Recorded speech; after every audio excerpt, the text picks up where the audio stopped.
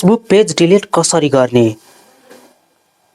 Facebook page delete गर्नुको लागि सबभन्दा पहिले हामीले फेसबुक यस्तो आइकनमा जानुपर्छन् हैन। त्यसपछि फेसबुक आफ्नो लगइन गर्नुपर्छन्।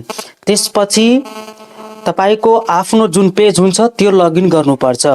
त्यसपछि त्यो लगइन भएको फेसबुक यस्तो इन्टरफेस खुलेर आउँछन् अनि त्यसपछि तपाईले यहाँ थ्री डटमा क्लिक गर्ने।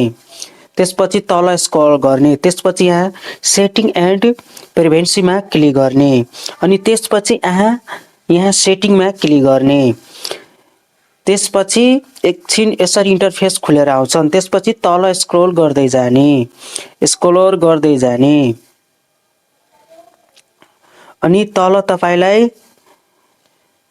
अनि यस्तै स्क्रल गर्दै जाने। त्यसपछि तपाईले यहाँ एक्सेस एन्ड कन्ट्रोल मिल्छ, यसमा क्लिक गर्ने।